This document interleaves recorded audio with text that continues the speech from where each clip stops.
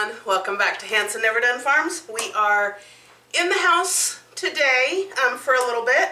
I have had a few questions about my kidding supplies, and so I thought this would be the perfect opportunity to kind of delve in and show you guys what I generally have in my boxes. Today is Friday, January 21st, so we are 2 weeks, guys. 2 weeks away from our first kidding date. So it's a good opportunity for me to go through everything, make sure everything is sanitized and clean. I've added a couple of new things to my kidding supply list, and I still lack one thing I need to go get this weekend. So let's start. In my big box, my tote, this is stuff that I don't worry about if it's out in the cold or whatever, it ain't gonna hurt it. But we start out with gloves. These are just rubber gloves and are a must-have. If you ever need to go in and pull a kid or anything, gloves are something that you need. Even messing around with kids, you know, protect yourself, protect the kids, protect your dam. That is imperative. You guys have gloves. A roll of paper towels, you know, for me to dry my hands. There might be situations where I can just use a paper towel on a kid instead of a towel. So these are puppy pads. I found these at Goodwill, believe it or not, and they just are typical pads that lay down.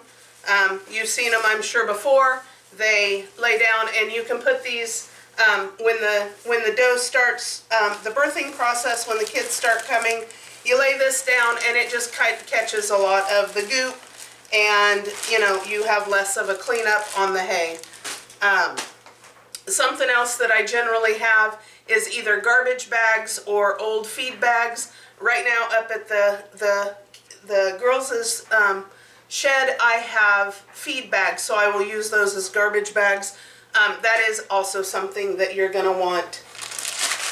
Hand warmers. It's winter time. It's winter time, you guys. So I bought hand warmers, and they are in my kidding supply kit in case, you know, we get stuck up there for a few hours. It is winter time. This, you know, will help us keep our hands warm. I have bottles.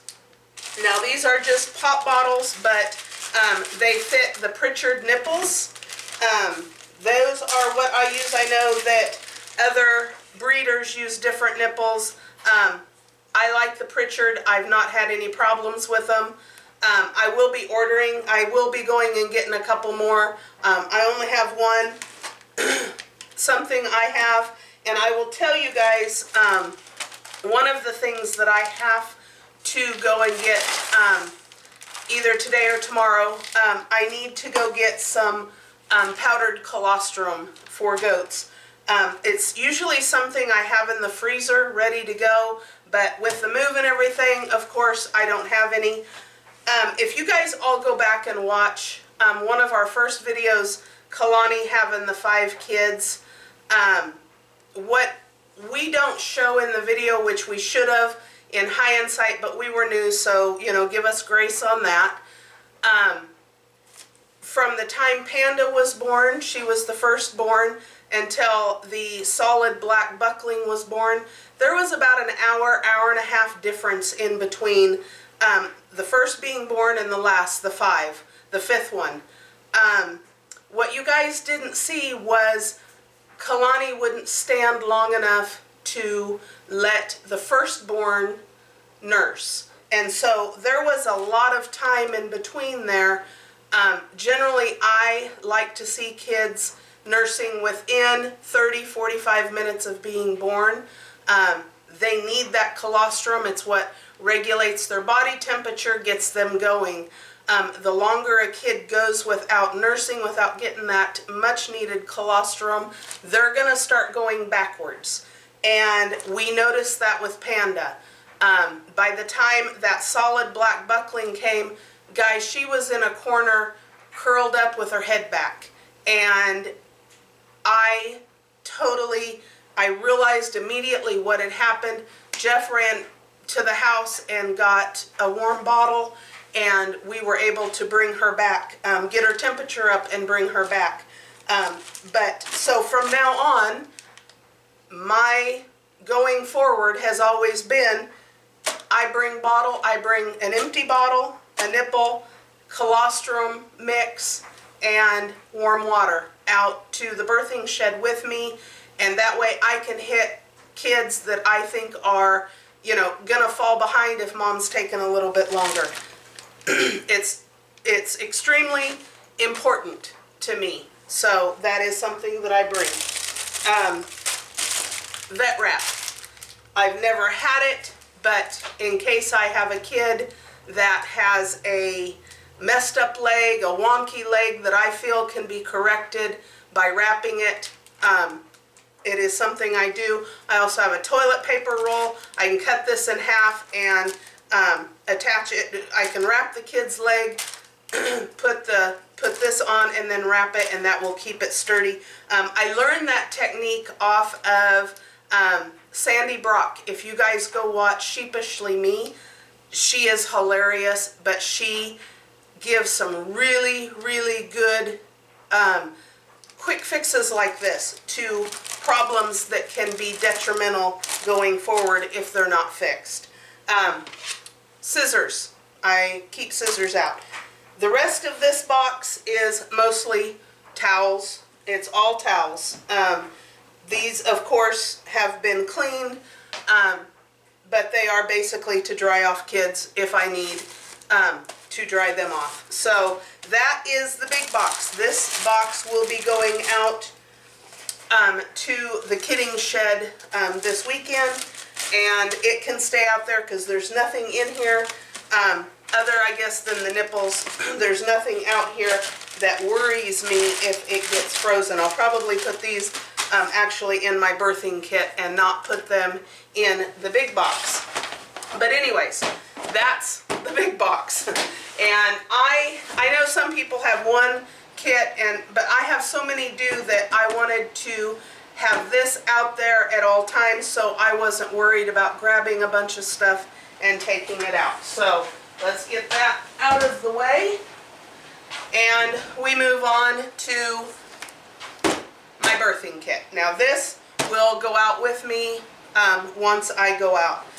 The top of the box has what every goat owner should have, a working thermometer. While I will feed a newborn kid, I will take their temperature first, guys. It is imperative that you do not feed a cold kid. A kid's natural normal body temperature ranges between 101 and 103. You do not want to feed a kid that is under 100 degrees, because in the goat world, under 100 is considered hypothermic, and you will kill them if you feed them cold. So like with Panda, she was starting to go backwards. We took her temperature, got her warmed up to 100 degrees, and then we fed her. This is also something that should be in your general supplies. Anytime I have a doe that's off, buck that's off, I always take their temperature. That is the #1 first thing that you do. Scissors. These are my umbilical cord scissors. They have been sanitized and wrapped in plastic. Sometimes the umbilical cord doesn't break off quite as short as you would want it to. They can, be quite long, as many of you know, and I like to keep them trimmed and short so they're not stepping on them. So that is something that I do. Cornstarch. I have cornstarch just in case. I've never had to use it, but just in case a cord is ripped or something and there's bleeding. I just have cornstarch just in case. So that's the top of the box. We get into the inside of the box, and I talked about, cutting the umbilical cord. When I cut it, I immediately douse it with iodine. That is going to protect the kid from joint ill. When a kid is born, their umbilical cord is an open vessel to their body. And so if they're in, poop or anything like that, that bacteria is going to get into their bloodstream and it will cause joint ill. We immediately dip in iodine and that takes care of that problem. I also have alcohol. This is if I need to sterilize anything quickly between kids, whatever. Okay, now I am going to pull out my book. Some of the stuff that I have, I want to make sure that I am telling you exactly what it's for and what it's good for. Sometimes I think I go faster than what I should, and so I forget some of the things that are in here. Or I forget the uses for some of the things that are in here. I have a, what do they call this? A nose sucker, it's just a simple baby sucker. Guys, I rarely ever use this, but this generally is just to help clear mucus. Like I said, I hardly ever use it because I want to see the baby sneeze and expel a lot of that gunk on their own. So if I see a kid is struggling, then that's there and I have it to use. Lube. You guys, get your lube. You need the lube. You don't, if you have to go in and assist with a kid, you want to make sure that you are gloved up and lubed up. That is imperative. Okay, so you guys have seen this before. You've seen me use it. Selenium. Sometimes if the dough is deficient, that will transfer onto the kids, and one of the early first signs of a selenium deficient kid is weak legs. So it has become my practice. Everybody gets just a dab, just a little dab of selenium when they're born. It's just something that I do. It's preventative, something that I do. The next couple of things I have is vitamin B. Goats generally produce their own cobalt, which is B12, but stop producing it when they are sick or off feed. And so anytime I see a doe that has struggled with kidding, maybe she's off feed, she's not doing very well, I give the B12. Now this is in my general supply kit as well as my kidding kit. I just keep it. I've given it to kids, I've given it to adults. It's just something that I do, and it just helps jumpstart them. Jumpstart Plus. This is something if, you have a weak kid that just doesn't seem to be getting a good start, hit them with the Jumpstart, you guys. It provides, let me read, just so I make sure I get it right, provides a microbial balance, helps during stress, and aids in digestion. It just puts those enzymes back into the kid or into the kid that they need to get them motivated and wanting to eat. Something that I stand by. I've used it, I've seen other breeders use it, and I love it. The next thing I have is the Probiotic Plus Paste, and this promotes an appropriate bacterial balance in the gastrointestinal tract, supports digestive health and balance. So this is just something I will give to the dam and I will give to kids. One other thing that I have gotten, and it's another one of those things that you hope you never need it, but my philosophy has always been I'd rather have it and not need it than need it and not have it. So this year I purchased a Kelly's Kid Puller. I've never had to go in past my wrist just to unlock a kid's leg or move it back into position, but there's always a first time. And if a kid was really, really stuck and I couldn't unstick it, this is what's going to come in handy. Now, I have not sanitized this. I've not opened it yet. I will be sanitizing it, and by sanitizing, you boil 5 minutes in you put in boiling water for 5 minutes. So that is something that I will be doing. I've watched a few videos on how to use this, and I will definitely be doing more research before I attempt. Hopefully never have to, but if I ever have to use it.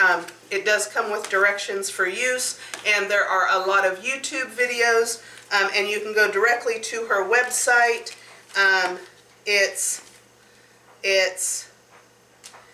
I just look up Kelly's Kid Puller, and that'll take you directly to her website. But it is very strong, and I'm glad to have it. Like I said, I hope it's one of those things that I have and never need. So, but having it, it eases my mind a little bit, and it is small enough for the Nigis.